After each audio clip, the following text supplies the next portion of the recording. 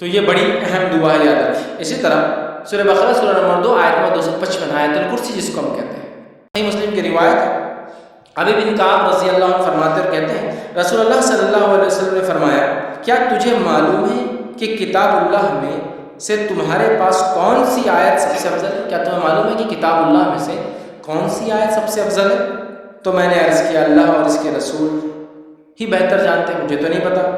آپ صلی اللہ علیہ وسلم نے دوبارہ فرمایا کہ کیا تجھے معلوم ہے کتاب اللہ میں سے تمہارے پاس کون سی آیت سب سے افضل ہے؟ میں نے عرض کیا اللہ لا الہ الا هو الحی القیوم، یہ آیت الکرسی۔ آپ صلی اللہ علیہ وسلم نے میرے سینے پر جو ہے ہاتھ پھیرا، مطلب صحابہ ہی دیتے نا، ارے ماشاء اللہ، سینے پر جو ہاتھ پھیرا اور فرمایا ابو المنذر، ٹھیک ہے، ان کی کنیت تھی یہ، تجھے علم مبارک ہو۔ تو اللہ لا الہ الا هو الحی القیوم، یہ جو آیت الکرسی ہے، یہ آیت یاد رکھیے سب سے افضل آیت ہے، بہت افضل، بہت فضیلت والی آیت ہے، اس کو ہم بکثرت پڑھنے کی کوشش کیا کریں۔ اسی طرح جو ایک روایت میں آتا ہے، یہ ابو داؤد کی روایت ہے، رسول اللہ صلی اللہ علیہ وسلم صفا مسجد نبوی سے متصل مہاجرین کی رہائش گاہ، مطلب ایک جگہ تھی، وہاں تشریف لائے تو ایک آدمی نے آپ صلی اللہ علیہ وسلم پوچھا یا رسول اللہ صلی اللہ علیہ وسلم قرآن مجید میں سب سے زیادہ بڑی اور عظمت والی آیت کون سی ہے؟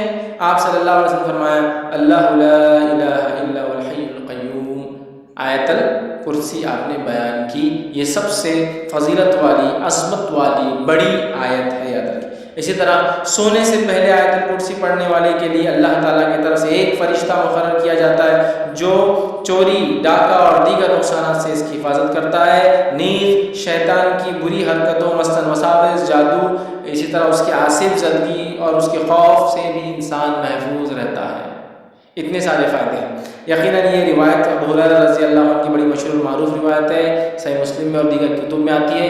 میں اب پوری تفصیلات نہیں رکھتا ہوں، بس مختصر آپ کو واقعہ، چونکہ حدیث بہت لمبی ہے۔ ہوا یہ کہ ابو ہریرہ رضی اللہ عنہ کو آپ نے زکوٰۃ کی کھجوریں تھے اس کے اوپر جو اپوائنٹ کیا، آپ وہاں تھے، رات میں ایک شخص آیا کھجوریں چرا رہا تھا، آپ نے پکڑا، کہا اللہ کے رسول صلی اللہ علیہ وسلم کو پیش کروں گا۔ اس نے کہا کہ میرے بیوی بچے بڑے بھوکے پیاسے تھے، میں مجبور تھا اس لیے لے جا رہا ہوں، میں کل نہیں آؤں گا۔ کہا ٹھیک ہے کل نہیں آنا، چھوڑ دیا۔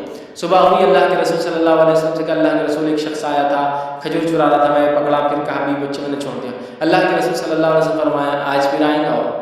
یہ کہتے جب اللہ کے رسول صلی اللہ علیہ وسلم کہہ دیا آج آئے گا تو میں تو اب تیار ہو گئی، آج تو نہیں چھوڑوں گا۔ پھر آیا، وہ کھجوریں چلا رہا تھا، آپ نے پکڑا، کہا آج تو اللہ کے رسول صلی اللہ علیہ وسلم بارگاہ میں حاضر کروں گا اور تم کو، کیونکہ تم کھجور چرا رہے زکوٰۃ کی۔ کہا نہیں میرے بیوی بچے بھوکے تھے، یہ تھے وہ تھے، بڑا اس نے رونا رویا، ان کو رحم آیا، پھر چھوڑ دیا۔ صبح ہوئی، اللہ کے رسول صلی اللہ علیہ وسلم فجر پوچھا کیا ہوا ابو ہریرہ تمہارے قیدی کا؟ کہاں جایا تھا؟ کہا کہاں ہے؟ تو کہا آج بھی چھوڑ دیا میں نے اس کو، لیکن اس نے کہا کل ہی آئے گا، تو کہا آج بھی آئے گا۔ یہ کہتے وہ اب میں نے سوچ لیا آج تو اس کو نہیں جانے دوں گا۔ پھر وہ کہتے ہیں میں نے رات میں پورا مستعدی کے ساتھ میں کھڑا تھا، پھر وہ آتے ہی میں نے کھجور چرا کے پکڑا، کہا آج تو تجھے لے کر ہی جاؤں گا، تھرڈ ٹائم، 2 ٹائم تو معاف کر دوں۔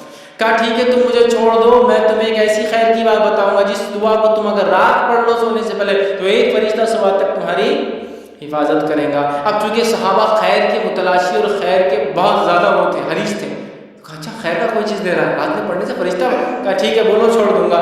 تو کہا اگر تم آیت الکرسی پڑھ لو تو ایک فرشتہ تمہاری شیطان سے صبح تک حفاظت کرے گا۔ صبح ہوئی، نبی اکرم صلی اللہ علیہ وسلم کا ابو ہریرہ کیا ہوا کل قیدی کا؟ کہا پھر آیا تھا۔ کہا کہاں ہے پھر؟ تو کہا چھوڑ دیا۔ تو کہا کیا کہا؟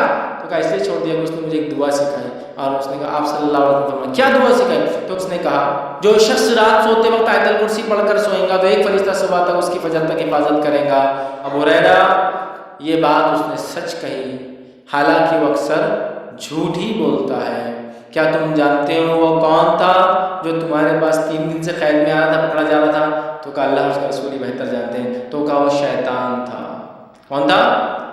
وہ شیطان تھا، ٹھیک ہے، لیکن اس نے یہ بات سچ کہی، ٹھیک ہے، یہ بات سچ کہی، تو یہاں بھی پتہ چلا۔ اسی طرح ہر فرض نماز کے بعد آیت الکرسی پڑھنا جنت میں جانے کا باعث ہے۔ پتہ چلا جن شیطان سے محفوظ رہتا ہے، فرشتہ حفاظت کرتا ہے. اسی طرح ایک فضیلت اور آتی ہے، ہر نماز کی بات پڑھنے سے کیا ہوتا ہے؟ جنت میں جانے کا باعث ہوتا ہے. حدیث کے الفاظ سنیے آپ کس طرح سے، اور یہ امام نسائی نے جو اپنی کتاب جو عمل الیوم واللیل کے اندر دن اور رات کے اعمال کے اندر نقل کیا، اور فرماتے ابو امامہ رضی اللہ عنہ فرماتے اور کہتے ہیں کہ اللہ کے رسول صلی اللہ علیہ وسلم فرمایا، جس نے ہر فرض نماز کے بعد آیت الکرسی پڑھی، اس کے اور جنت کے داخل ہونے کے درمیان موت کے علاوہ کوئی رکاوٹ نہیں ہے.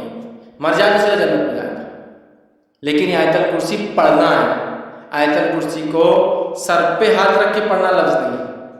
بہت سے لوگ آیت الکرسی پڑھتے ہیں لیکن ہاتھ رکھتے ہیں سر پر پیشانی، پھر ہاتھ کو زمین پہ رکھتے ہیں، کبھی یہ ہاتھ کو یوں رکھتے ہیں، پتہ نہیں کیا اس کی وجہ ہے، اور پھر پڑھتے ہیں. یہ ثابت نہیں ہے، لیکن آیت الکرسی پڑھنا ثابت ہے. ٹھیک ہے، یہ بڑی افضل، بڑی برکت، فضیلت، قدر و منزلت والی آیت ہے، جس کو آیت الکرسی سورہ بقرہ سورہ نمبر 2 کی آیت نمبر 255 نمبر ہے اس کا. چلیے آگے بڑھتے ہیں. اسی طرح وہ آیت جس کی